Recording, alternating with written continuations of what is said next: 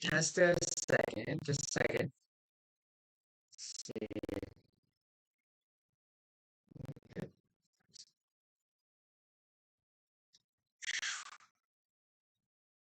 Where is my? This should work. Sorry for the delay. Oh, man. Hello, hello, everyone. Oh my gosh. Can't believe it got it to work. What a miracle. Christmas miracle. Dang. I had to I'm new to all the like cross-platform streaming stuff. So I was like spending time doing the OBS studio. I don't know if you guys ever worked with that before, but then trying to get it to hook up with like YouTube and OBS and then the Zoom and everything like that. So hey, Bernard, hello, hello. Sorry it took so long. Hey, no worries. You're a little warbly. Everything all good? You're warbly too. I don't know where that is. Am I warbly to you? Yeah, my warbly to you. Oh no. Yeah, it's a little like it's like we're underwater. Oh, let's see what I can do. Oh. Hmm. You think it's the stream or our mics? I know that's brutal. Select the speaker, select the microphone. I'll change my microphone. How's it now? Better? Select the speaker. Is it better now? Yes. It's still like I don't know if people watching hear the same thing, but it's like very like blah blah blah. Right. Same thing for you, for me. Um, let's see. It's probably just on my end. Is it internet and antsy not just now? I don't know if it's this internet nancy. I think it's just this laptop that I have, but it's microphone. Yeah, I don't know, dudes. I will say, is it Bernard? Is it both of us that sound warbly? Is it just me? Chat. I'm curious. It's probably just me. Says you're choppy, sir.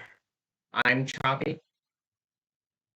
Um, oh no. Yes, she's underwater. Someone said yes, he's underwater. But is Bernard's okay? That's what I'm wondering. No one's replying yet. Oh, okay. Took me Let's a bit. see. We got some parts. Oh, you know what? The freaking. Oh no, I'm not sure if this thing has Bluetooth. Do you think your phone has better internet or no? No, I gotta do it on this laptop too because The it's Zoom. it's uh it's a Zoom thing. Let's see, speaker. So this doesn't horribly. Hey chat. Who is my audio messed up, or is it both of us, or is it just Bobby? That's a big question. Come on, somebody tell us. We can't hear. Cause my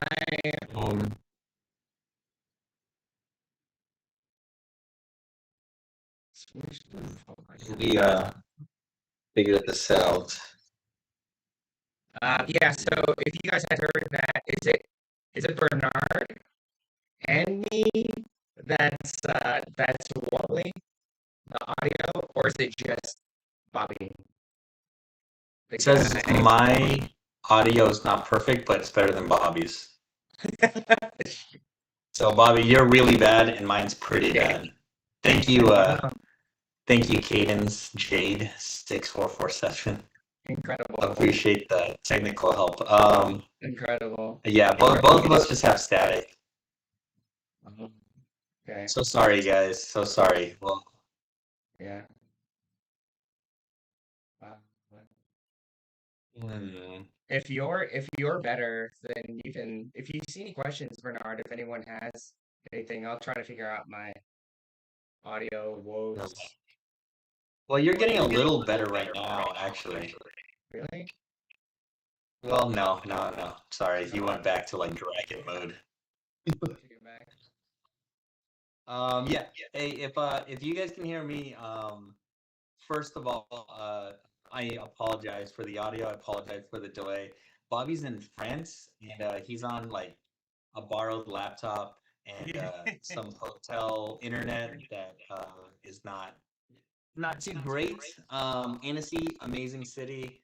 This specific hotel that Bobby's in, maybe not the best internet. So apologies, but thank you all for tuning in. It's been a crazy week. We premiered the show a couple days ago.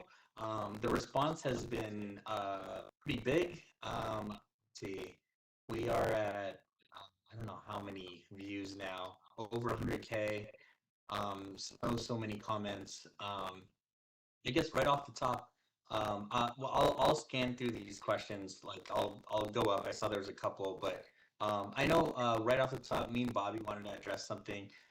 We try to respond to the pacing issue in a couple of the questions in the YouTube comments, and we've mentioned it in a couple of interviews we've done with different kinds of press.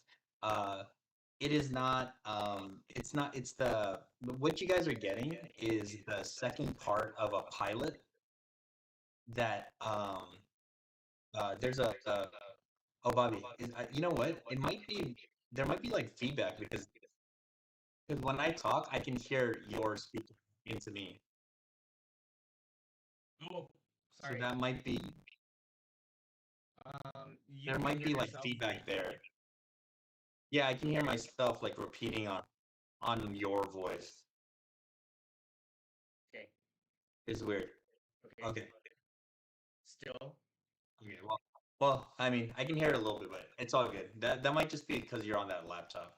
Um, well, what's it called? So I just wanted to address the pacing issue. So what everyone's watching right now, the episode that's up, is part two of a two-part pilot. So when I originally wrote them, we we didn't know we were gonna make the pilot. I wrote them to have them ready for Annecy last year, and then when we won the award, we decided as a team that we were going to make it.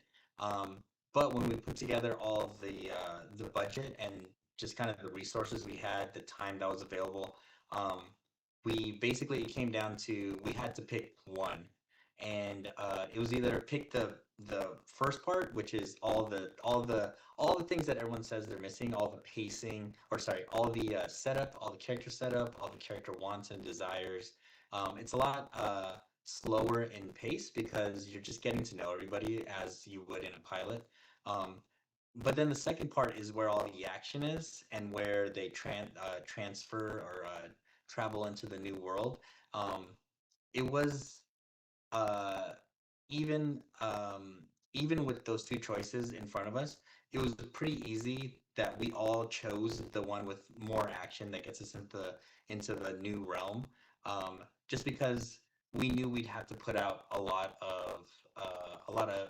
of like samples of the content and like make a trailer. And the first part, just like the as good as we all thought the first part of the pilot was, it was more talking and comedy, and they get into some trouble. You can Manny's character Jordan talks about it.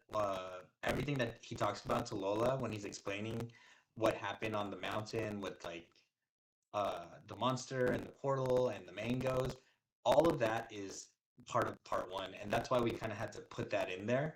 Um, there was a funny comment that was like when it was playing live, it was like holy exposition and super exposition because we were trying to figure out how to solve this problem of not having the first 11 minutes for everybody. The goal is to get that first 11 minutes animated at some point. Um, but we are where we are. So we thank you all for checking out what we have already, and Yeah, that's the pacing issue that everyone's experiencing. You're not crazy. There's a whole 11 minutes that is just not animated just because we don't have the resources. So um, we're hoping to get the resources, and we're hoping to make tens, 20s, 30s, hundreds of more episodes. We have many, many episodes with lots of great pacing. So that's uh that's the explanation of all that. So yeah, I mean, every time I saw a comment about the pacing, I don't know about you, Bobby. Some friends and people that we work with were very worried about it, and everyone internally that really knew about both scripts were like, yeah, we know, like we get it, like we were struggling with that as we went too, and the further we were doing the pilot, the further we started seeing it, the further we'd be like, man, are people gonna get this? We're missing the whole setup of this. Um, but yeah, that's where we are. Bobby, you want to add anything from your underwater dungeon? How's my? Someone said my audio was a little bit better now, but I'm not sure if they're just being kind. How is it, Bernard? Is it still same underwater It's it's experience? it's a little underwater. I can understand you if you speak slowly, for sure. So I understand everything you said. Your pacing was great, Bobby.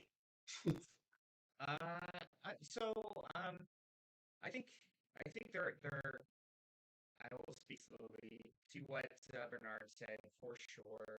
Um, the content was a part two of two, and that's that accounts for maybe the getting into the character setup and like plunging the audience right into it, which we knew was going to be a risk and a gamble.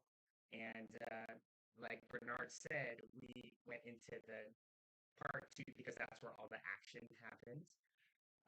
However, that being said, looking at it again, I think as a director, from a storyboard pacing standpoint, I felt like there are many times where I could have just slowed down a little bit um, and just try to take some time. It's I'm sure if you guys are art students or film students, something like that, it's like you have your time allotment, 12 minutes, 15 minutes, or even 5 minutes. And you want to feed the audience as much information as you can. And I was talking to someone at Annecy today, and I was telling them about the feedback that we're getting from Sun Chaser pilot episode.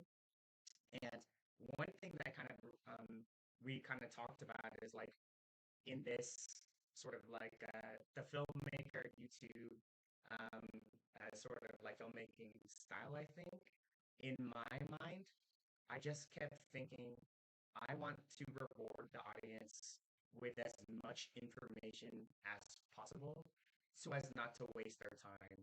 I said that to someone, I was like, oh, maybe that's what I was thinking from a filmmaking standpoint, which could be better. But maybe I'm thinking, looking back at it, it's like, you know what I mean, Bernard? It's like I want to reward the audience's attention um, because we don't have a lot of time, and I want to reward them with as much entertainment or information or character as possible. I think for this last 6 months, where my brain went. I don't know. Do you have any thoughts on that? Yeah, no, I mean, I think first of all, I mean, it's a pilot. For a lot of, I'm sure a lot of people that are listening right now or watching right now are storytellers, animators. They've done something in this way, or they just watch a lot of TV and movies and stuff. Pilots are a tricky thing because um, we kind of had a budget of 11 minutes. Um, it was written as we have a lot of characters to fit like you basically got an A story. Like, to get technical, you got your main story, Jordan, Lola, like that's our main kind of story that's happening. And it's probably the only one that really gets an arc. Everyone else is very, um, they're kind of like runners. They're like, we get little bits and pieces of who they are, what they want, but then there's no real arc to anybody other than Jordan has the only real arc with Lola. Like that's it. Um, and that's kind of like we knew that because of the 11 minutes. But the good news of this is like I love that you packed in so many moments for all the other characters. In our non-animated world of Sun Chaser, we have so many different ideas and different episodes for each character to kind of feature. Um, in a perfect world, you'll get the Angie Manananggal, like why is she here? Like I'm sure everyone has different questions about her mythology and like how much we're staying to the classic story of the Manananggal and how much we're kind of just borrowing and we're kind of molding it to the Sun Chaser story. Um, Same with Archie. Like Archie is like supposed to be the oldest character like in our world. Um, so there's he has so much backstory. Um, and yeah, and we didn't like the first episode even goes into Jordan and what he was doing before he came here, like why he's like this 15-year-old entitled high school kid. But you don't get any of that in our 11 minutes because like we were talking about this earlier. The episode that everyone has is like the third act of a movie. It's the action. It's the climax and the resolution. So I think we wrestled with this, right, Bobby? Like I mean, over like it felt like every week one of us would bring up like, oh man, are people gonna get this? But like we would push through and we'd be like, okay, like emotionally, if they can stay with Jordan and Lola, we're doing our job. And it's like that was our main focus. Like emotionally, if you can get this, we hope that the audience can trust us to tell you the rest of the story. If we're blessed enough to get a season one, even more blessed to get a two, three, four, five. Uh, but yeah, there's so much story. We love these characters so much. Thank you for all the love for everyone that everyone has for each character. I heard a lot of comments, a lot of parents that have kids who randomly like their favorite character is like JR because I think because they like him because he's like almost like a talking butt. Um, but everyone has their different things, and like Jr. has his own story too. Like as much as he's a pair of legs, like he obviously is talking and has emotions. So there's a story to Jr. too, which is very funny and fun, and all that stuff. So um, I actually like I'm really thankful for all the comments. It just means that many people are invested in this, and I feel like we hit some sort of a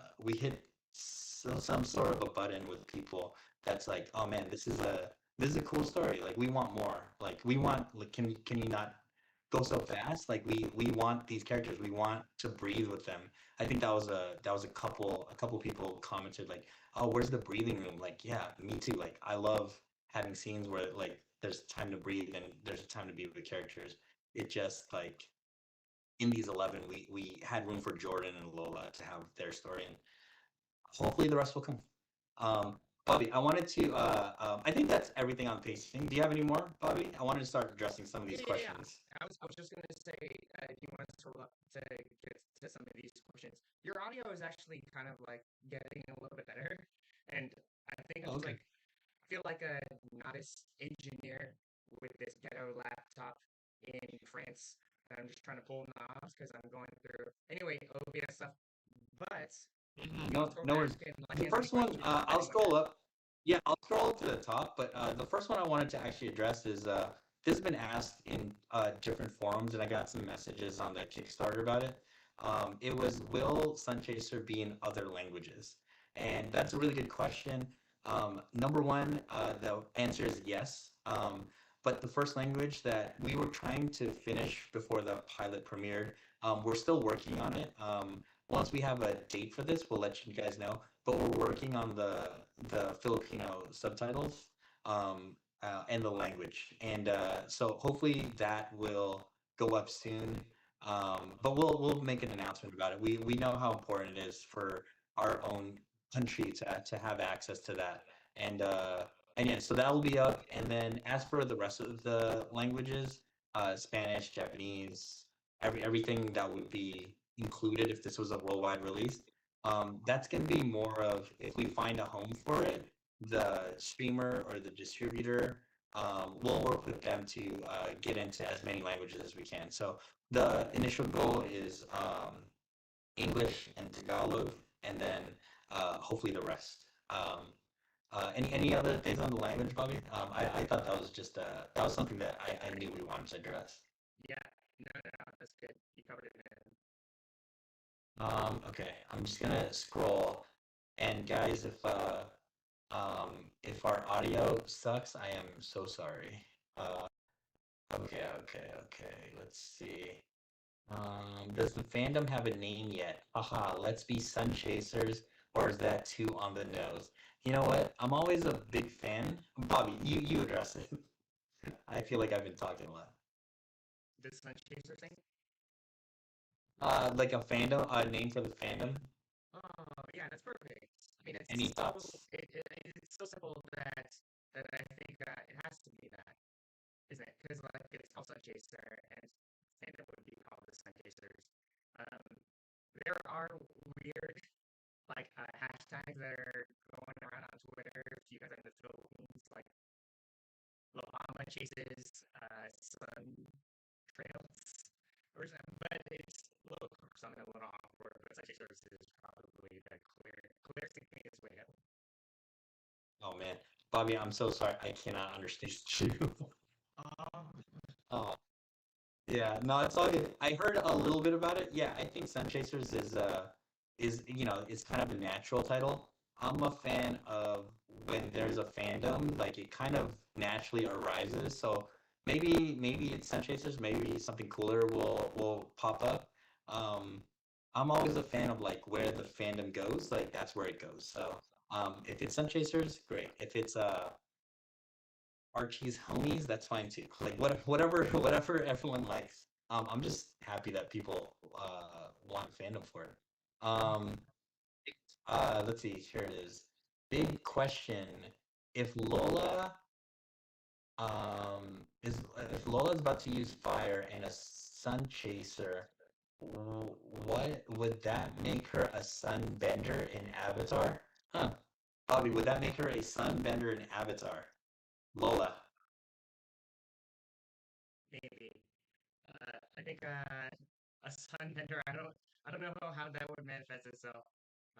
But possibly, I mean, possibly she that's could a good definitely idea. be a character on I think Street Fighter for sure. yeah, She would kill Ryu. man. Um, Sunbender powers would be too powerful, man. Can you I imagine? mean, intense. Yeah. Can you imagine like I mean, you don't have to imagine. having the Just watch the power to pilot. bend the sun and what it did for the Earth? Like, God, that's almost too powerful. You have to nerf that, but that's a cool Yeah. idea though. I like that idea. I didn't think about that. Bobby, someone said if you have headphones, maybe try to pop them on. Oh, you are Yeah, using I know. headphones. I was trying to because they're wireless. I was trying to Bluetooth them, and then of course this laptop is like anyway. It doesn't matter. Yeah. It says, oh, this is a question for chat. I want to know this too. Someone, Jaws64 asked the chat, who's y'all's favorite character? Please answer below. I'd love to know. I've been hearing a lot of different answers to that.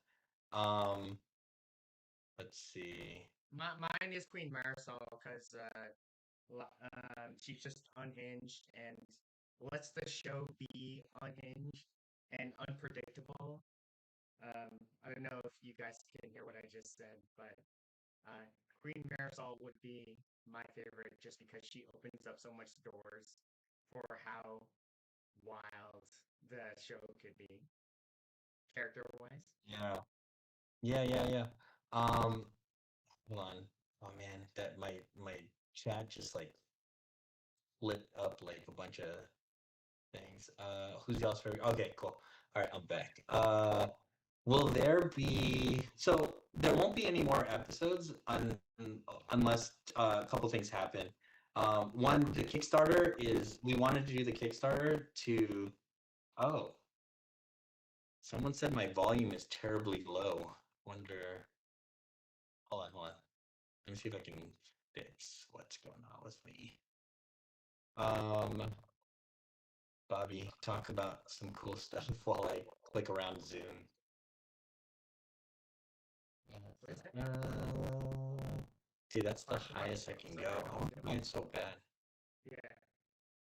You know what I think it is? I'm not gonna berate everyone with this the new stuff, but all Is people. my audio better?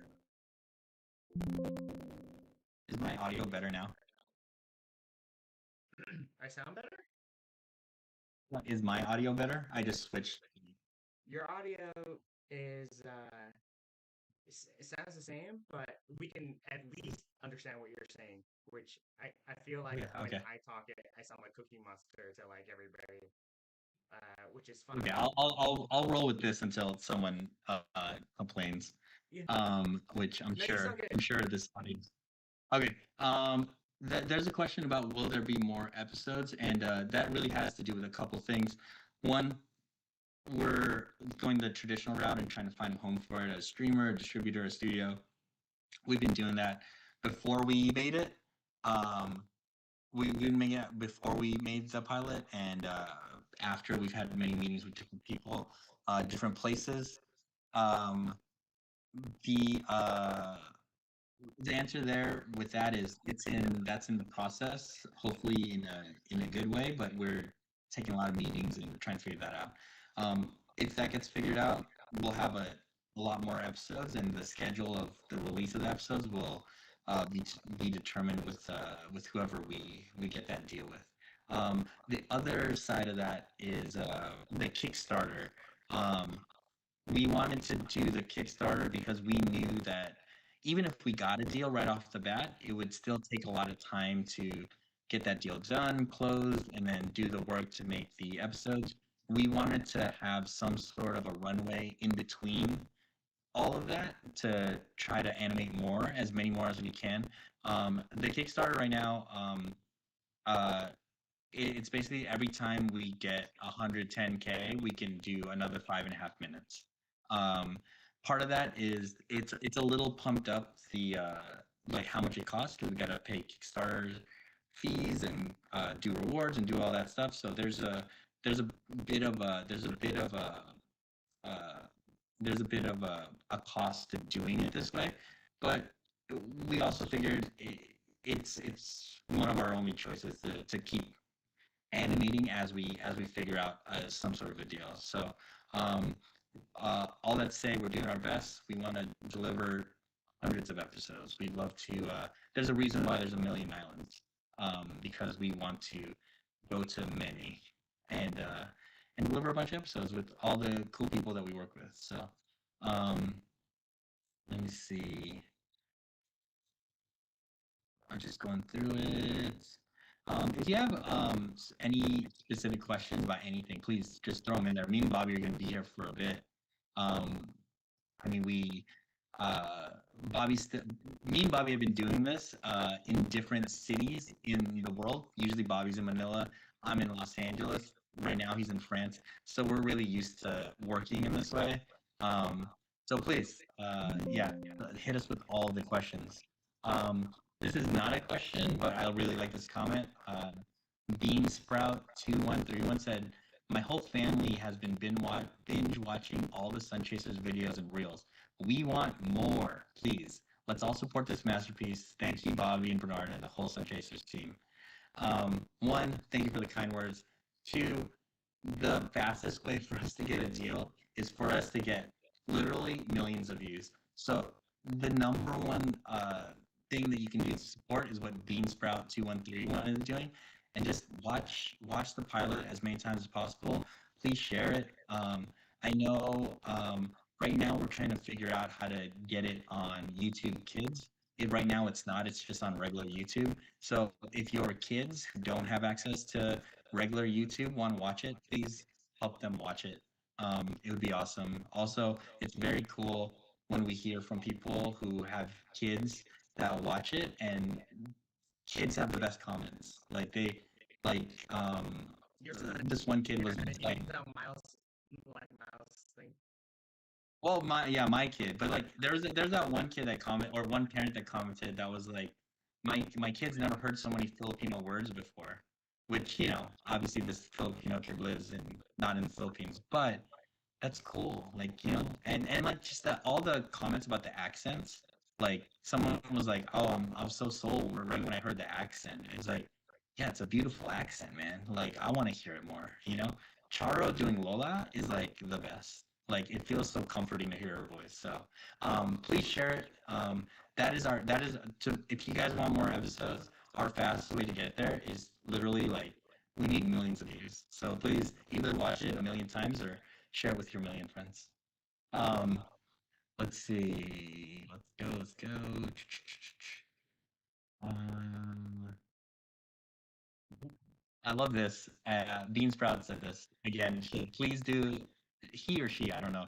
Um, please do another live. We want to hear all the things you've discussed, but with better audio, please. Better audio. Uh, one, one, 100%. When Bobby is back in the studio with his awesome internet, we will do another. We will do another. We'll do another live for sure.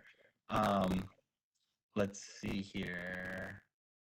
Um, Victorious Vanessa 9425. I like this comment.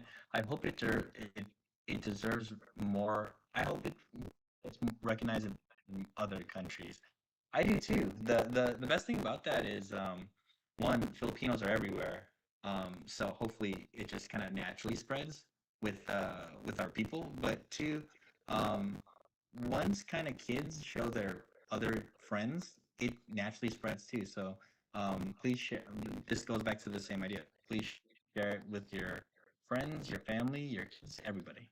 Um, let's see. Um, let's see. Have you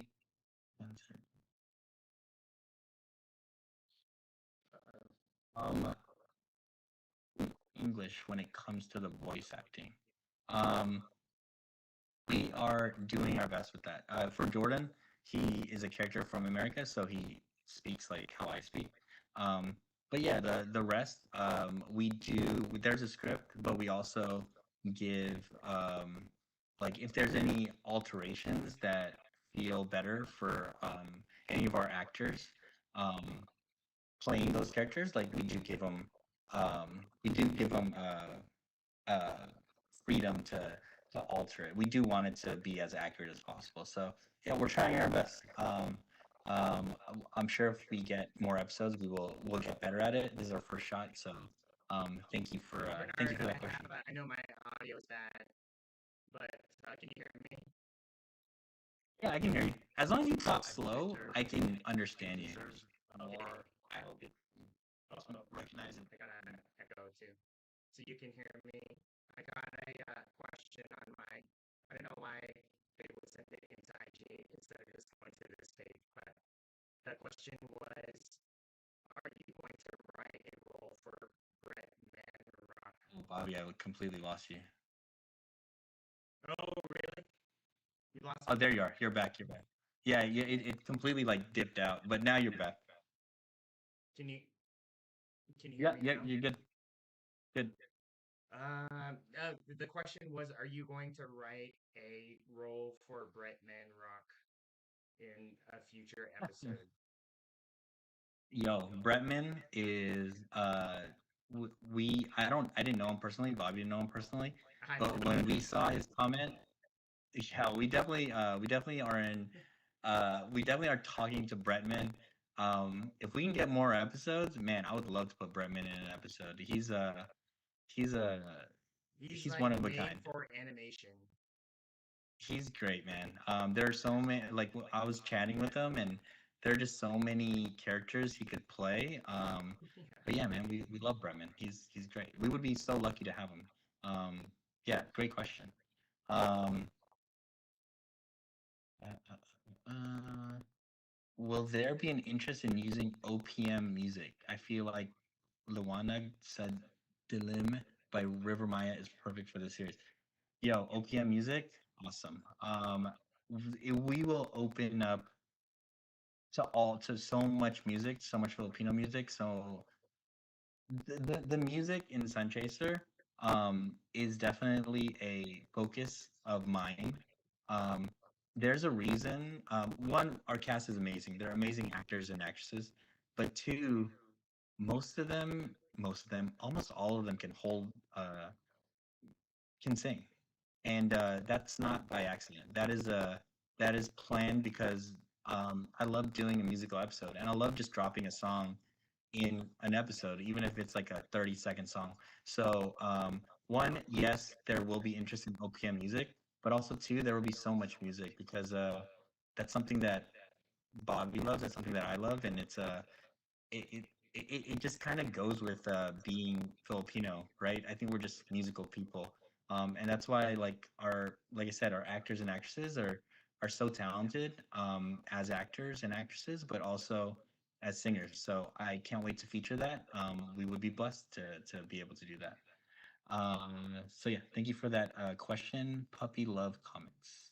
Uh, let's see.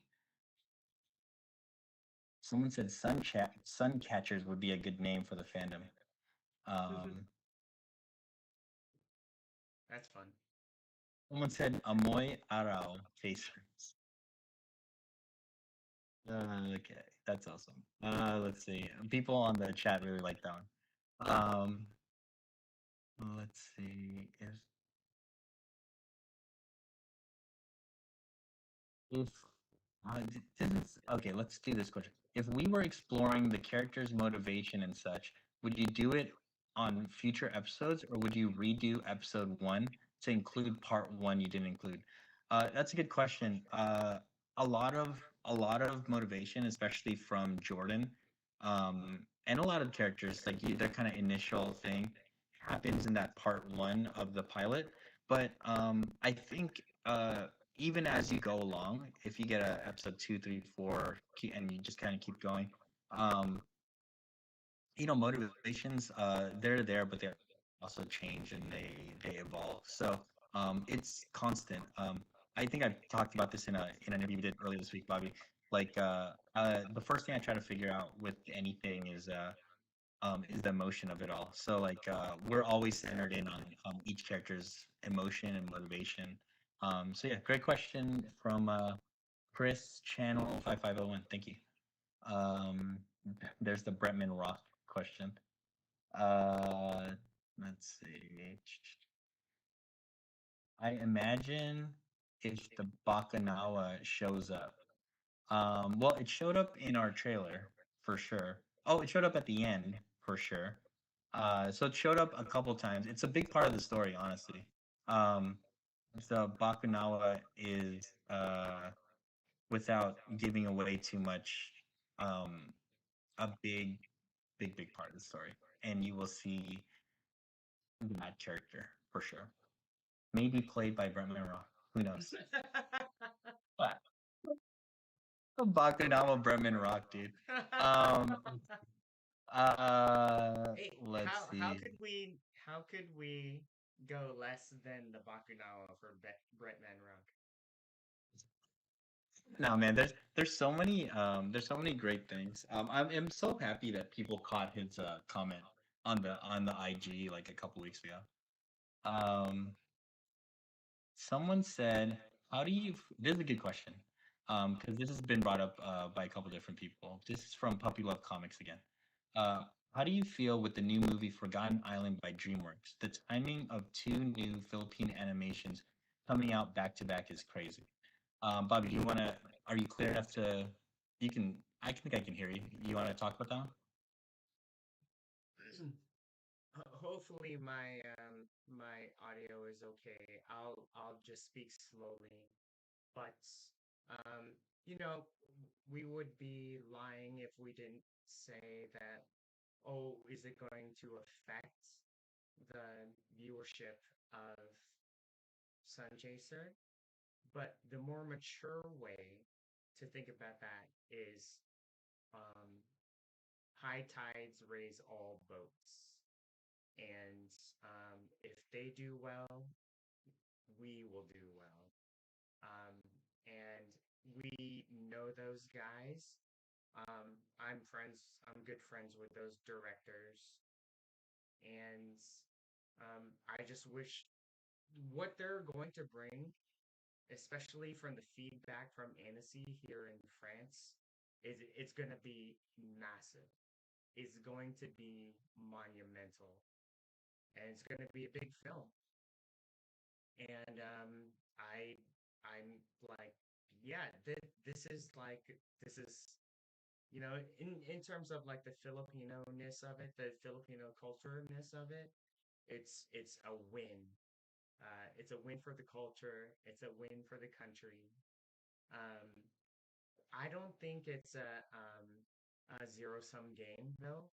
I think them being a 3D animated feature film, uh, one big event, and us being like a 2D animated series who's looking to do this in the long haul for not just one or two episodes, but 1 or 200 seasons.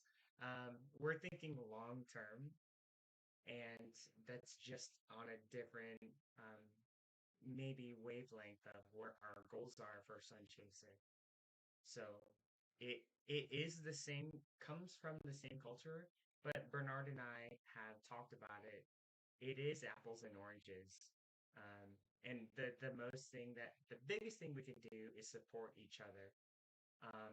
Those directors of Forgotten Island, um, they message us all the time to congratulate any milestone that we have, which says a lot about them as not only filmmakers but people.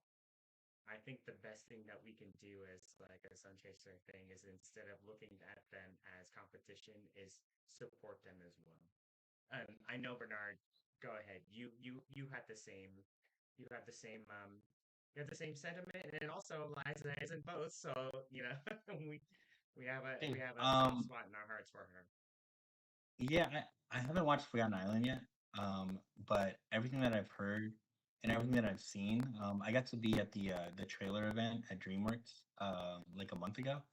It's gonna be incredible. And obviously this kind of the news from Annecy of how the screening went, man, props to those guys. Like it's gonna be, it might be the biggest movie of the year, which is incredible. It's the timing of not just Forgotten Island, Sun Chaser, and all the other animations that animated uh, what short films, TV episodes, movies that are Filipino that are coming out. I think it's more of a like looking at it in a in the bigger picture of things is it's so hard to make any of this stuff. Like we're it was tough for us to make 11 minutes, right? Like we're like an indie band trying to make our first album, and it's like tough to get our first three songs out, you know? Um, it's hard, and like I can only imagine how hard it is to do this. I don't know how many years Joel and Jen Will worked on Forgotten Island, but it's a massive effort. And then all the other Filipino animated things, it's a massive effort to get it from idea to screen. Like it's so big, and I think it says a lot about how far Filipino creatives in animation have come because um I don't know how many. There's been like shorts, um, like great short films that have come out in the past, but nothing to the scale of Forgotten Island, and nothing to the scale of like all the. I don't know how many you watched over there, Bobby, but all the Filipino animated pieces at Annecy, like Jaja's Eterna, like we know Avid, like that took him 7 years, you know. So I think it's I think all of it happening at the same time is very cool, and it just shows how hard people have worked and how much they've grinded to make their visions come true. And it's just cool that, like, we're part of that. And like Bobby said, there is no comparing to Forgotten Island. They are a massive project. And like I said, like, I liken us to like an indie band. um we're releasing our first EP, and we're looking for that audience. Like, we somewhat talk about Filipino mythology in our own way, but we're not the same at all, you know? Um, and yeah, man, I just think, I mean, I'm gonna watch Forgotten Island, like, multiple times in the theaters. It's gonna be huge for the culture. And just like, bottom line, it's just gonna be an amazing movie. Like, I feel it, like, I know it. I haven't seen it all yet, or I haven't seen any of it yet, other than like what's out there. But like I said, it just feels like a moment, and it's great. And it's great that, I think it's great that it's all happening. So, really great question. Appreciate it, Puppy Love Comics. Here's a cool question, Bobby. Visually, because you worked on all the visuals, were there any hidden details or symbolism that the viewers may have missed? I think the thing that comes to my mind is when we talked about the Lola saying spirit guardians, and she like waves it up in her hands. Like I really wanted that to be a moment, just kind of like experimenting. I think with the art direction, and kind of like incorporating like babaing into the shape language of the characters of the spirit guardians. When she did that, it's not 100%, but it's reminiscent of that sort of like scripts and writing. So that's one of the things that I was tickled to get to do, and just in terms of the shape design and language, and hopefully we can do more stuff like that, like in episodes in the future. Nods to the Sun Chaser logo now that we'd kind of revised it a little bit. Kind of, I wanted to get like a sense of like a jeepney sign. That's why it's at Sun Chaser has the sun in the middle. Um, is my volume low? No, I think that was just the general thing of every. You're actually super clear, but I think if there's a setting on that, someone just sent a message.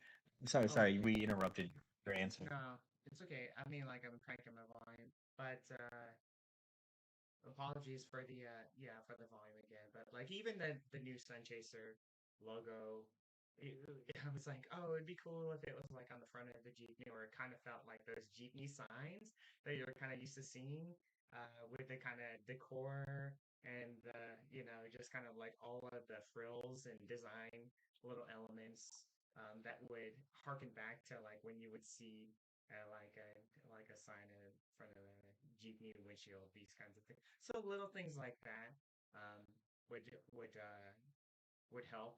And then because we have an all Filipino art team, I'm always telling them, always asking them to bring something from their childhood, or from their, not only Manila, but if you can bring something from your province, um, into the assignment, whether it's a little detail on the house, or it's a little detail on the street, or it's a little detail on the barangay that you kind of came from, if you can kind of bring that to the table, I would really appreciate that. And I know it would mean a lot to you. You're kind of drawing from your childhood, and where you come from. So I'm really big on um, asking the Filipino artists on the crew to remember what it was like, um, your relationship with your Lola, the frustration, or the love and the care. And then for the background artists, like, what do you remember from your childhood? How did this environment feel like? So I'm really into, because me and Bernard are very American, and I would love for them to bring the authenticity to the project the way they do. So a lot of And they stuff. do. Yeah, dude, Lola's house is. I remember seeing. kind of screenshots that you would send me of like the Yeah. interior, and I was like blown away. I was like, man, that looks so much like my Lola's house. Yeah. I used to visit in the Philippines. Yeah. All right, all right. Someone just asked, You gotta answer that, Bernard, why Marilog? which one? Question. Oh, why Marilog? Oh, why Marilog? Because Marilog's such a sick song. When I was in when I was in the Philippines, right before I was listening to, well, I just listened to a lot of Filipino music. My cousin sent me Marilog, like, I don't know, whenever it came out. He saw like the YouTube video where she was doing that live set. We watch it too, Bobby. Like, what is that place? Like the Cozy Cozy Cove, Cove. or yeah, yeah. So he sent me that, and I was like, "Whoa, what is this?" And like, so that song's just been in our head for like the longest time. And then I think when you were like, "Oh, I think we should end with this," I think we were talking about that song when I was in the Philippines. I actually I don't remember. If you remember, please tell me how we even landed on that song. But like, we knew we wanted La Bamba to do some sort of karaoke because you were like, it would be cool. And then when you animated that piece, you're like, what song should it be? And I think you just were already listening to Mario. I forget. Like, do you remember? Yeah, what it was is like it came from character. One of the twins, La Bamba, is flamboyant and he's a showman and he's kind of like very, very extra. And at the end, Bernard and I were like, if we don't do karaoke, that's doing the Philippines a disservice. So we fit karaoke in there, and Manilag was just sort of a it was supposed to be like temporary until we can find something else. Um, and so it was just like a belting, like you heard Mighty and it's supposed to be saying terribly, but we always expected that we are going to replace it with something, and then we just kind of kept going with it because I think Bernard liked it, and then Liza liked it, and then they were like, let's just go for this and get the rights to it. And then Liza reached out to Dianella and he was like, dude, amazing. I love that idea. And so we just kind of We went sent with him it. we sent him the animatic, Bobby, and he saw it, and his response was like, "Oh hell yeah!" Yeah. We sent him the animatic of La Bamba doing it. Yeah, yeah, yeah. So it really comes And from I the think it was you, character and I think of it La was you. Bamba. It was you singing it, Bobby. You know that, right? Yeah, yeah, yeah, yeah. In the beginning, yeah, yeah, yeah. But then Yeah. KD Estrada did the final record of it, and he was Yeah. like stoked about it, and we weren't sure whether we can get the rights to Marilog, so we had KD do Bruno Mars songs. We had him do, remember that, Bernard? We had him do Cup of Joe. Cup of Joe. Mulatto, like Cup Molto. of Joe, Molto. and just in Yeah. case. But I think something about Marilog because like he has like Filipino lines in there, and it's just so La Bamba, the character, that we just kind of went with it because it's a character based thing, and I think that's why it's stuck. And then at the end, it's like, what are we gonna have playing over the end credits? And then we're like, let's see how Marilog feels over the end credits. And it was just so, I mean, it feels ridiculous in a good way, because like, I don't know, it feels like a very Filipino anthem. And Bernard and Liza wanted that for the show, right? You wanted that for the Philippines. Oh yeah. Yeah, For sure. I didn't know that they were gonna say yes, and then they said yes, and we're like, oh yeah, put it. yeah. Because I kept going. I was like, don't put it in. We're not gonna get the rights. And then Mm-hmm. they Mm-hmm. were like, yeah, put it in, and we're like, Mm-hmm. great. Someone said Okay, someone okay. said here, you have it you need to have at least a few religious items in the house. It's so funny because like when I was directing the background artists, it was all very in the beginning, it was very normal. And I was like, my Lola's house has religious stuff all over the place. And like there's like Catholic Jesus statues, Mother Mary statues, And I felt like, without being too like so religious with it, I was like, can we have some like, religious artifacts in Lola's living room? And they're like, yeah, sure, all right. Instead of doing like the big spoon, big fork, barrel man kind of thing, uh, like it's just like all of our Lola's houses have like religious stuff all over the place.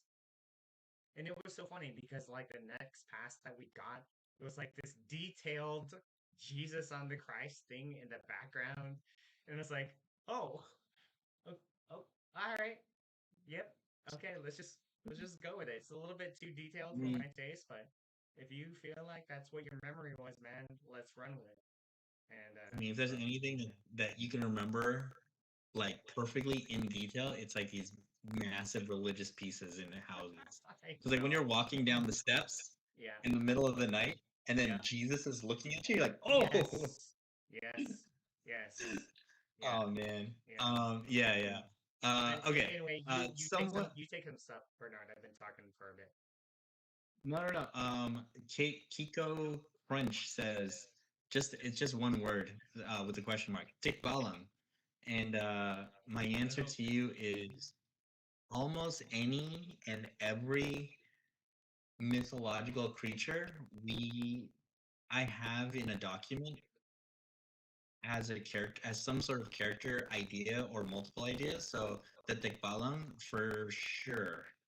It kind of all just matters if we get more episodes. So um yeah, if you name the Filipino mythological creature or spirit, it's probably in my document. So yes, it. there's been and I think our thing that we wanted to make special about Sun Chaser is that just like how our Manananggal is like like a sweet older cousin character, Manananggals are like according to everything written about them are like one of the most savage characters in all of mythology. Um, but we're like, but we don't want to go that way. We're like, oh, how do we make this fun? And so we went this way. So the tikbalang, I would say yes. There's a form of the tikbalang that I have, but it's probably gonna be like a twist on it. So that'll go with like every other character. And that's just kind of like that's that's how we want to roll with the Sun Chaser. Um, okay. Let's see. Let me look. Someone asked about more mythological creatures. I would say yes, yes, yes, yes, yes. All those are in the doc that I have. They're all voiced by Brett Manrock, I think. Yeah, Bremen apparently got cast as everything. I wonder if he's watching. Probably. Who knows? I don't know if this was answered already or not, but are both of you fluent in Tagalog? Um, I speak Tagalog like a 5-year-old. I get really good when I'm in the Philippines, but when I'm not in the Philippines, I can understand it. I speak like a 5-year-old because that's when my Lola passed away. So that's kind of when I stopped kind of talking Tagalog, like all the time. So um, yeah, that's Bobby. Do you want to answer your side? Are you fluent in Tagalog? Huh. Yeah, laughable. I mean, like, embarrassingly so. I've lived in the Philippines from LA for like a year and a half now, and just still know the curse words and um, you know, the occasional life things. So yeah, I'm just Yeah, so bad. if I'm there's just so slow. anyone that wants to teach Bobby, like he's in the Philippines, just Yeah, let him know.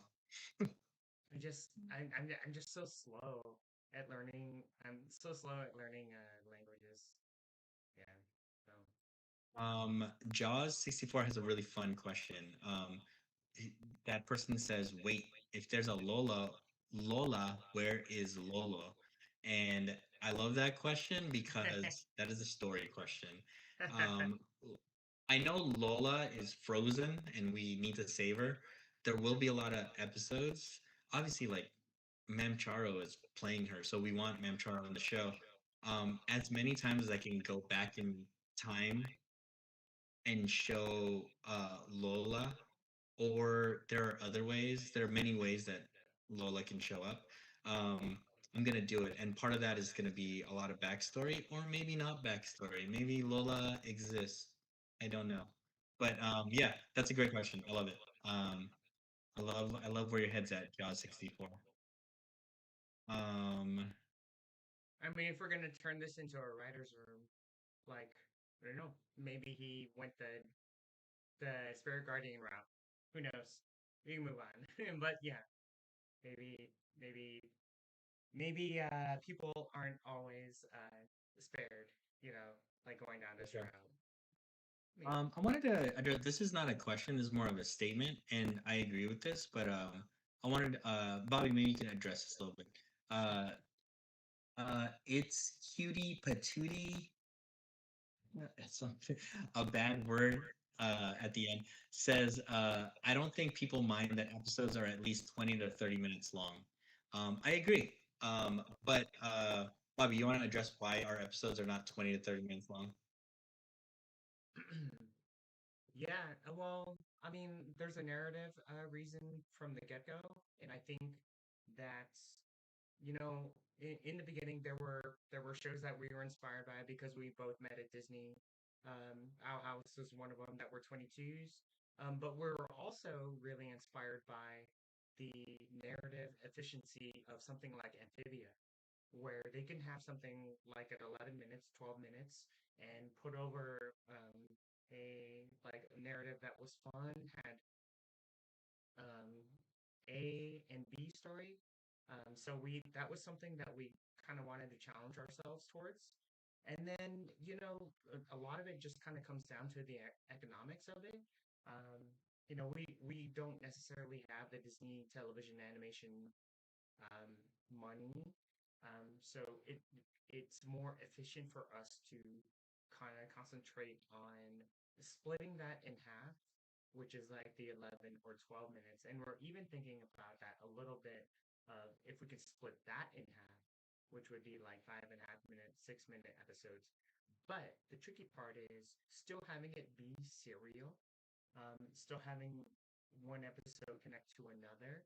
Um, every filmmaker would love to kind of have that like 22-minute episode thing. But it's just maybe it's for the target audience, and because we're putting it on YouTube, maybe it's not so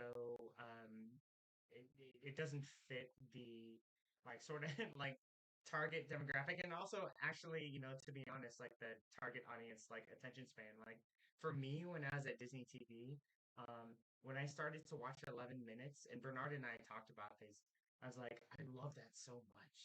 um I love the efficiency in the storytelling. I love how they get to the crux of the conflict and then resolve. So I think, for this one, we did stuff a lot in 12 minutes. So we'll need to figure out a way to bridge that gap, I think, a little bit of um, telling an efficient story in 12 minutes that's not too fast. Sure. And I also think like because in the 11-minute space, which you mentioned some good shows, another one's like Adventure Time, which I love dearly. We still have the ability to do 20 to 30-minute episodes because we can, just like the pilot that you only have half of, we can do a part one, part two. So when there is a story worth telling for 20 to 30 minutes where we want your attention on a certain thing, like something as important as a pilot, I think that's when we'll delve into the 22-minute area. Um, but I do agree with Bobby that like we just fell in love with um, the 11-minute version of it. And that's how we kind of planned it. That's how we pitched it last year at Annecy. So that's what we wanted to try. Um, we are obviously we're a show that is evolving. Um, maybe if we get a deal somewhere at your favorite streamer or distributor, maybe we get popped up to 20, 30 minutes. Really, like me and Bobby we would love to do 11 minutes, but it's almost like whatever whatever length of time we would be blessed with getting, that's where I'd want to. That's we'll work it out to tell that story. Um, I think the most important thing is just to keep going. Like, yeah, yeah, I feel you. Um, J. Oh, who said Yeah. that? Can you It's cutie. digging into this, Bernard?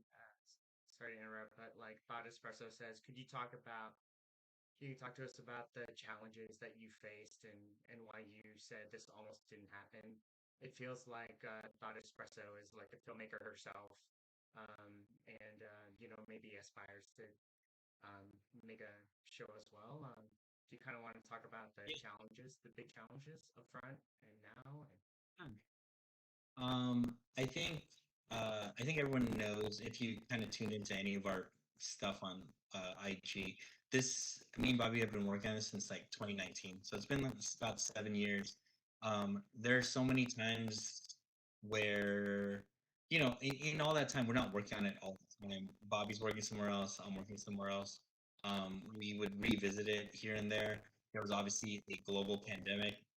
There's just many instances where we could have just gave up, and one of us would always kind of like ping the other one and be like, I mean, right when the it wasn't the pandemic. It was like after the pandemic, we kind of chatted like, "Hey, do you want to keep this going?" And we're like, "Oh yeah, maybe, whatever." And then there was like a strike in town, and then um, we were like, "Do you want to pick this up after the strike?" And then I think that's when I don't know what year that was, 2023, something like that. We picked it up, but then it's not like that's an easy thing. Like, it's not like we were developing it at a studio.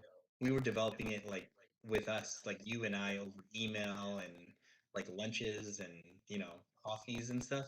Um, to the point where like we would pitch it somewhere. We know enough people in town where we can pitch it to somebody, and we would honestly like not do that well because we were still trying to figure it out.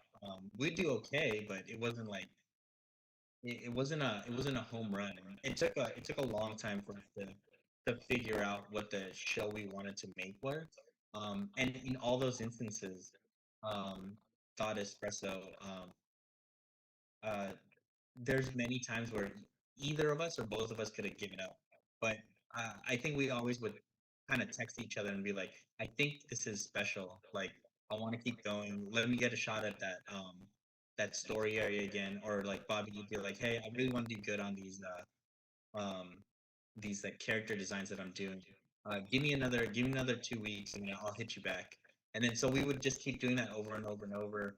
And you know they're just like with anything that you make, like the easiest thing to do with a good idea that you have, all of you creative people out there know this, the easiest thing to do is to have that good idea and then give up on it, because like if you give up on it, it's almost like you don't fail, because like you fail in a way because you never do it, but then you don't have to publicly fail, and like it's almost like it's an out, you know but like any creative work their creative salts is not.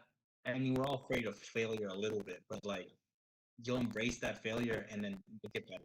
And I think Bobby, you correct me. I think we failed so many times, um, but we kept bouncing back, and like that's why we're here. So that's what I meant when could have this could have ended many times. So yeah, you have any thoughts on that? Yeah, I mean, this all kind of came from the bigger thing. Me and Bernard pitched a version of this at Disney, and then they said no, and then we had to pivot, and then I worked on the pivot for a couple years, and then in the end, it didn't work out. And so listen, it's like over the course of 5 years, like two L's, right? One big L, one bigger L. After that big L, and I left Disney, I reached out to Bernard again. I was like, "Listen, I still like this idea that we had." And by that time, me and Bernard hadn't talked in years, other than the occasional social event. And I was like, "Do you want to get it started again?" He's like, "I remember you saying like, dude, I've been waiting for you to say that." And so we get humbly started proper again on this project in my kitchen in Burbank, having story meetings and just kind of building it from the ground up. And like Bernard said, it didn't happen overnight. It took a long, long, long time and a lot of pitches. And we because we believed in the project, but not only that, like the mission was to tell like stories from our childhood and stories about our culture. And we were really excited about that. And we really wanted to give like the audience something that we wish we had when we were kids. And so I think, beyond the actual like idea, this Sun Chaser series is like your North Star of like, I want to do this with my animation career, my writing career, my creative career. And so that's kind of what kept us going. We resurrected it, and and we kind of like ran at it like with everything that we had. Like Bernard said, he had a lot going on the side. So did I. Um, but you know, ultimately, you know, Bernard thinks about his son Max, not Max, like Miles, and um, and I think about my goals of elevating Filipino artistry on a global scale and inviting people into the art culture, not just making it for Filipinos, but um, inviting the world into like um, our stories and telling them about it and sharing with them about it so that it's more global in a sense and open-ended. So yeah, that's essentially why we kept going. That's why got what got us here. You know, 7 years Awesome. later. Bob, you know what's cool? Your audio cleared up so much during this last answer. It was perfect timing. Um, okay, we've gone for like 72 minutes. Yeah. I'll keep answering. Well, we can keep answering questions. I hope we're not boring these people. But yeah. Hopefully, like we chop this up and we can kind of like put these different answers up because I think it's good to know. It's good for people that want to know like the answers to these questions because um, a lot of people just found us, so they don't know a lot about the project, and it is cool to see so many questions about it. It just means people are thinking about it, and yeah. So, do you want to go for a little bit more? I want to be. I don't know what time it is in France. Well, you're the one that has the late call, so I would say like you need to get some sleep, so you can call it like 10 minutes, 15 minutes. What do you think, Bernard? Yeah, let's do that. Let me roll through some more of these questions, and then yeah, Yep. we'll wrap it up in like 10. Yep. Do you think with the success of your pilot premiere, the traditional financial backers who already turned you down would change their mind? Oh, Um, damn. Good we hope question. so. Yeah, that's from Thought Espresso again. We hope so. We are in the middle of different meetings with different places. Um, but really, like, what the thing that everyone wants to know, like, there's a lot of people that really like Sun Chaser as like a sample, as like a show. The thing that they weren't sure about is was there gonna be an audience that wanted this? And I think the proof is out there. I mean, DreamWorks is making Forgotten Island. It's it's Filipino characters right at the center. I think if they're investing in it, I think they did the homework and they know there's an audience. I think Bobby, you and I know there's an audience. The biggest thing is like we need the audience to kind of show up for us on YouTube and kind of everywhere else, but really like watch that pilot, pass it around. Um, Literally like tag all of those streamers and distributors that everyone's mentioning in the comments and tell them like please watch Sunchase. Like we love it. Like the online push from fans and people that love the show does so much. So we're doing our best to kind of change their minds, but nothing changes um, their minds more than views and interactions and comments and all of that. All of this matters. Like let's see, how many people are with us right now? There's 44 people with us right now, and like all 44 you people matter so much. Um, yeah, it's that's what's gonna get us over the hump, you know. So, yeah, thank you for that question, Thaddeus. Let's see. Uh, Stupid, but I wonder. Well, keep product placement. Probably maybe.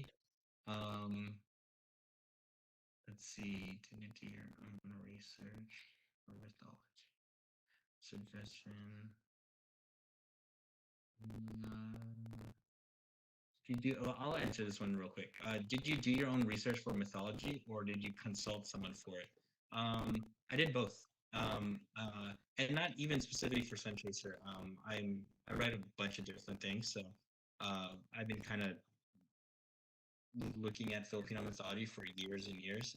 So I have a lot of books, but also have a lot of friends that are kind of involved in that in that and are somewhat experts on this side. And I talk to them, so that's kind of like where I got all of my ideas and kind of like how they evolved and turned into what they turned into in Sun Chaser. That's just a mix of everything I learned about Filipino mythology and what I thought would be funny and cool and emotionally would work with the characters. So, thanks for the question. You know Chris. what I'm seeing a lot of is like everyone in the chat, because everyone's kind of like coming from different parts of the Philippines, is they would love to see something from their backyard be represented, from their Mm, specific culture in their province be represented. And I think that is an amazing idea of like Bernard and I's whole notion was that because we're made of 7,000 islands, that we can have a story engine that would go on for 7,000 episodes. So, like, all that to say um, that every story that you guys are bringing up in the chat that resonated with you as a kid, that's all grist for the mill. um, that's all story material that we can kind of use for future episodes. And that's the exciting thing about this sort of like sea of a million islands, because it's limitless and we don't have to necessarily stick with what Bernard and I have read um, or experienced ourselves. We can kind of like, as I'm going to assume that we're going to make hundreds of episodes. I'll just say that. And we'll just kind of continue to uh, pull from the groundswell and all of the inspiration amongst the islands and everything like that. So everyone that's kind of talking about like, yeah, I have this story that I grew up on, or like in my province, it's this. I was like, yeah, we love that. That's all great stuff. Right? That's all great stuff for um, episode material. Bernard can write an episode off of any inspiration or any kind of folklore bit and have it work within the infrastructure of what we're trying to tell for the science fiction thing as they make their way across um, where they came from and to the spirit realm. So, yeah, I think that's really cool. What do you think, Bernard? It's like all these I like think that's great. No, local legends, you know what I mean? I think that's the part of the magic of Sun Chaser and like the setup of the islands is, we always say it's kind of a fantasy mythological representation of what the Philippines is. And that's a big part of what we want to do is that where we go to different islands. It's not a every episode is an island, but like when we go to different places, we want it to look different than the previous islands. We don't want every island to look like the same like island. So we those little the little details that everyone's mentioning from their towns. That's Super great. cool. Like that is gold for a writer for me. And then and Bobby armed with all the talented animators that he has can deliver.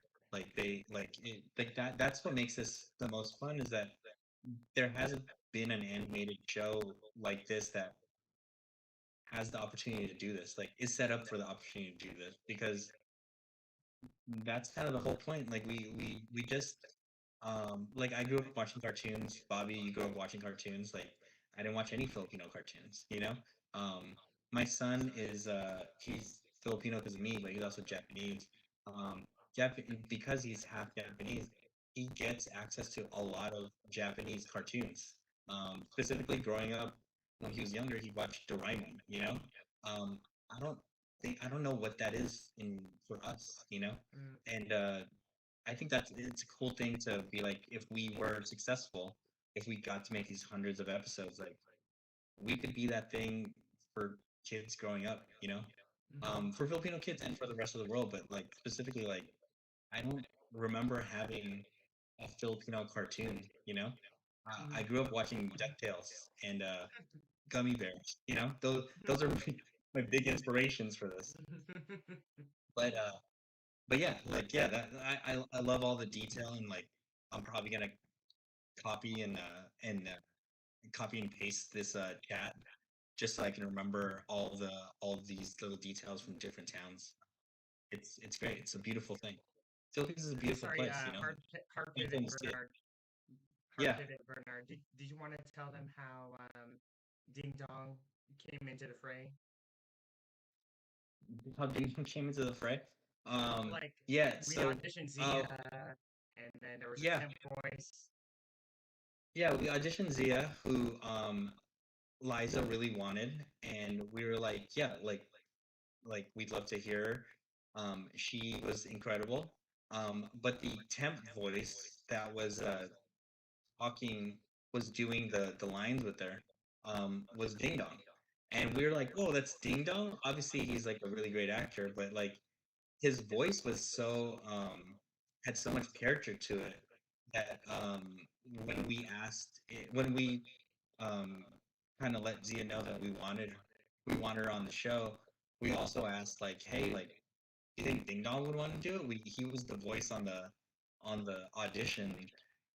We'd love for him to do it. We have this one character we haven't cast yet, and it just, you know, uh, this has to do with like Liza. She is you know, she has these relationships, and she's the one that worked this out, and um it worked out, and we just got lucky. Like we never thought of like that Ding Dong would want to do anything like this, you know.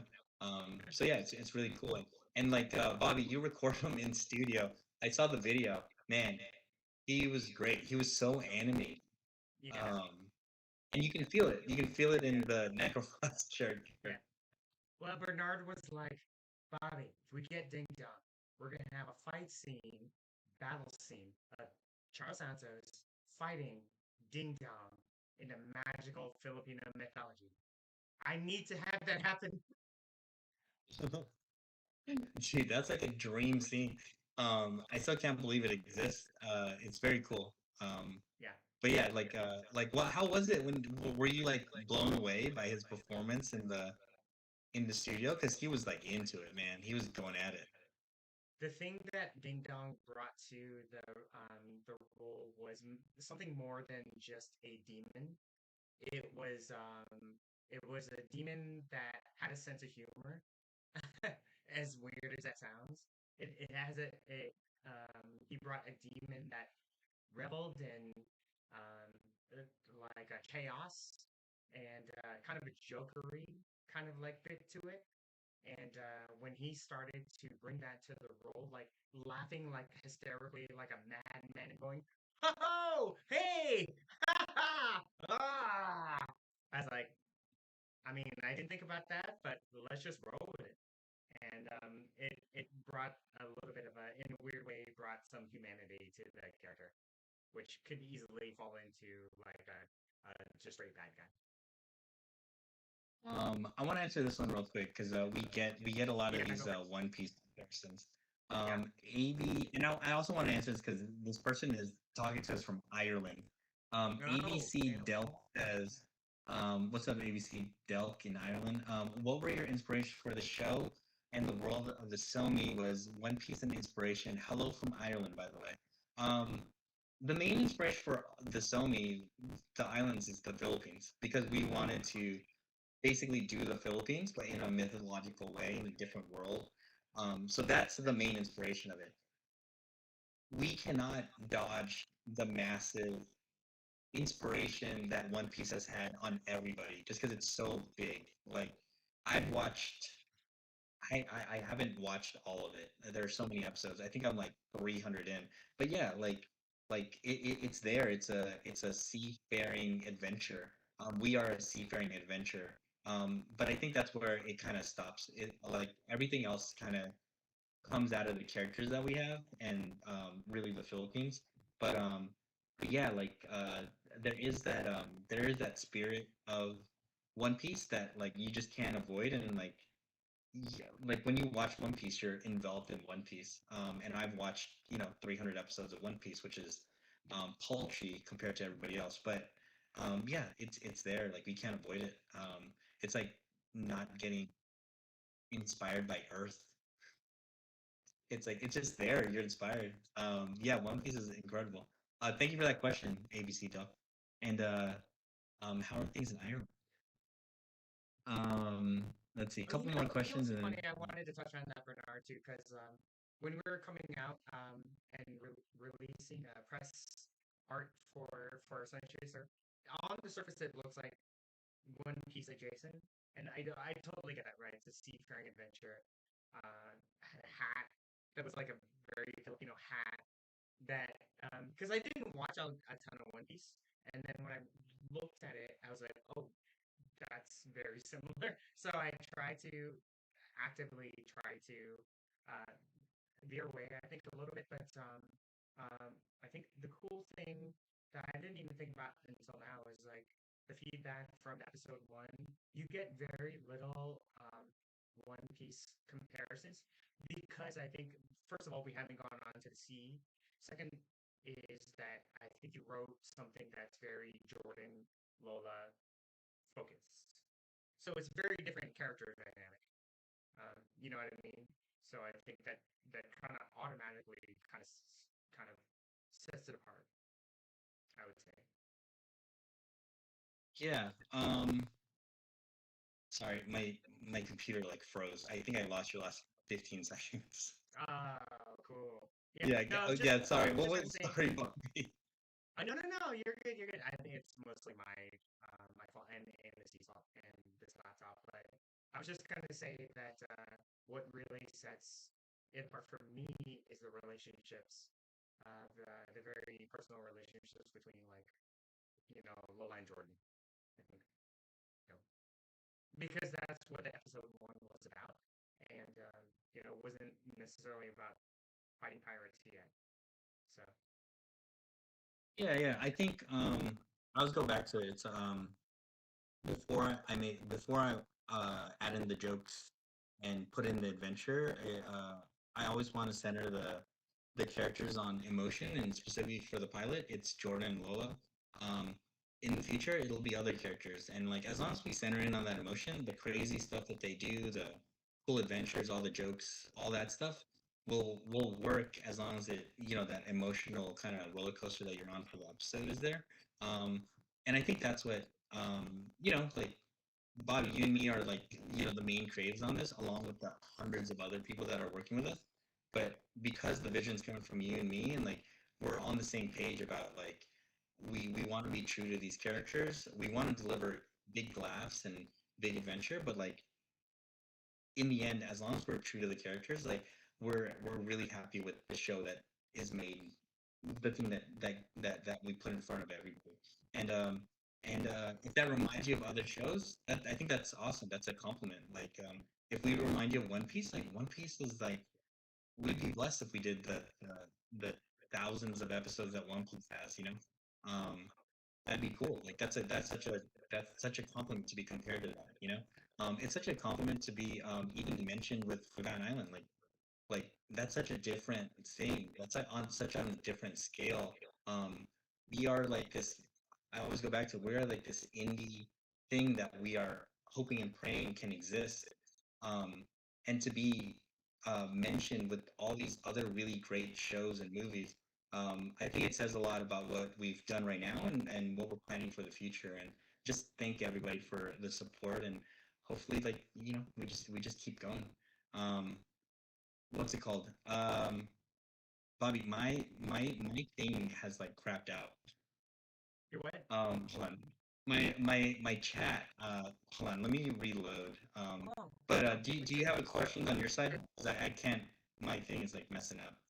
oh, okay. Yes, there's a lot. See, You want to do like two more? We've gone uh sure. we've gone like 90 minutes. Yeah, yeah. Okay, so okay. Let's just so come up with some great questions.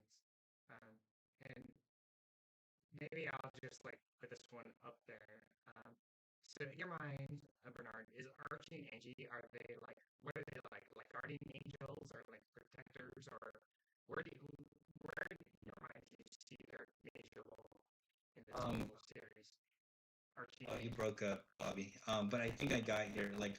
I saw that You want me to question. say it The again? Archie and Angie like guardian angels? Yeah. They kind of are. They're in So the essentially, yeah, in the mythology of the show, spirit guardians, which what is what Jordan is, um, they have assigned protectors, like mythological protectors. So Lola mentions that she was a spirit guardian, or she is a spirit guardian. Her son, Jordan's dad, is a spirit guardian, and Jordan's a spirit guardian. So whenever there's a spirit guardian, we made this kind of rule, that they have protectors, just because they're so important. So for Jordan, so the piece that you don't have in the first part of the pilot, um, Angie and Archie are actually like in human form, and they're just like neighbors. They're like these, like Archie's like this grouchy neighbor, and Angie like has a coconut farm like down the way, and Jordan like always has to deliver stuff to them from Lola, and he doesn't necessarily like either of them. They're kind of annoying, and he doesn't know why Lola always sends them like free things from her flower shop, but he always has to go see them, and he does this anyway. And the reason for that is because Lola knows that they're his protectors, and that's why they're close by at all times, so that when a monster comes like Necrofrost, they are ready to help like right there. So yeah, they are his assigned protectors, and you'll get more of that as we get more episodes. But yeah, great question. so some lightning rounds can help you out with this. Yeah, Will let's do the one will word answers. will there be any LGBTQIA characters such as there? Yes, that'd be amazing if there was. Um, I would love to bring on writers that can accurately tell those stories. Um, more than Bernard and I, but yes, I would love to have as much representation as possible. Me coming from LA and Bernard and Vanilla as well. So what part of the Philippines is the island on the show based off of? Their original thing is based off of El Nino. I know that's kind of like posh and fancy, but the whole reason why we kind of based it off of like a El Nino type town is it's just sort of kind of like a launching pad for more adventures and kind of like a port town city that's very diverse um, because there's tourists there and uh, like locals as there as well, which makes for an amazing dynamic, I think. Um, is there going to be a violin in the show? Um, I think that would be amazing. I mean, I've been obsessed with violins for years now, and I want to make a show about them. One of my other ideas is like violins and training. I would love to do that. Um, like in terms of Sun Chaser, are they going to run into and Bernard, please feel free to chime in. Like, are we gonna run into violence in the show? Hell yeah, let's do it, man. I mean, anything goes at this point. We're so early on. Um, what happened to Jordan's dad? Um, so the like Bernard had touched on it a little bit. Jordan's dad is a missing, like a legendary pirate.